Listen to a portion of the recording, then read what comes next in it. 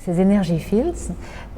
sont nés aussi d'une petite porte d'exploration et d'un nouveau champ de création grâce encore à un tableau sur lequel j'ai longuement travaillé de Hans Memling, qui est Saint-Christophe traversant les eaux. Et dans la partie du triptyque de Saint-Christophe traversant les eaux, sur la droite, on a un endroit qui est totalement fascinant, qui est Barbara et ses filles en prière. Et donc j'avais décidé de travailler sur ces lignes de dévotion de ces femmes en prière. Et j'ai créé un grand polyptyque, mais voilà, ces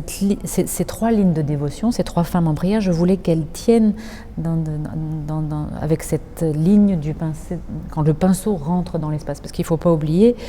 que les châssis sont toujours au sol et que je rentre dans l'espace de ma toile, que chaque tableau est une expérience vécue sur la toile, c'est-à-dire c'est mon corps et mon esprit et mon intuition qui montent sur la toile et chaque tableau est une expérience vécue sur la toile. Mais seulement je ne savais pas quelle quantité d'encre et à quelle vitesse il fallait que je traverse mon tableau, s'il fallait que je cours, s'il fallait que je marche, s'il fallait que je retienne la matière, s'il fallait que je la largue plus rapidement. Et donc j'ai demandé à Guilain, mon époux, si on pouvait faire des essais sur des grandes encres sur papier pour trouver la bonne traversée dans l'espace qui tiendrait ces lignes de dévotion. Et puis, je me suis mise mon pinceau était trop lourd et je ne pouvais pas courir de manière libre comme je le voulais. Donc j'ai inventé un nouvel outil qui est une sorte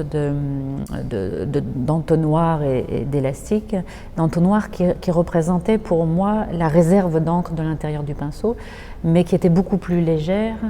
pour pouvoir être libre voilà, ce que j'appelle mes walking paintings, c'est-à-dire de ces peintures en marchant. Donc, j'ai commencé à traverser l'espace avec des masses de matières différentes, en retenant la matière ou en courant, avec des tensions d'élastique différentes. Enfin, j'ai fait ça, j'ai mené cette expérience de manière un peu scientifique presque, en prenant des notes, avec des alchimies d'encre différentes, plus ou moins denses, plus ou moins liquides et tout ça. Et donc c'est tout un travail avec la gravité, avec la force de viscosité, avec la force électromagnétique, enfin toutes les forces fondamentales jouaient aussi à façonner la matière au moment où je passe. Et donc quand j'ai commencé à essayer une ligne, et puis une deuxième ligne, et puis une troisième ligne, tout à coup j'étais stupéfaite de voir que le destin de ma traversée de l'espace, de cette balade dans l'espace, finalement j'étais en train de me balader dans un paysage qui se créait avec mon corps. Et j'étais tellement émerveillée par cette idée-là que donc j'ai créé ce tableau en hommage au maître flamand, mais qu'ensuite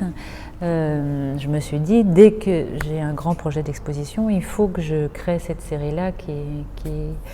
qui raconte dans une certaine incité et une maîtrise spontanée qui raconte une histoire du réel. Parce que si on plonge son âme un instant dans ce qui se passe, là, dans ces traits qui tombent dans une fulgurance effroyable avec des éclaboussures et des choses. Donc, au début, j'étais très, très surprise, mais en fait, dans cette incité-là, on peut, de manière abstraite, retrouver les chuchotements, le foisonnement de ces petits insectes, cet éblouissement dans les champs, de ces petites multiples vies du végétal en mouvement. Enfin, il me semble qu'on trouve là une certaine vérité de la complexité du réel.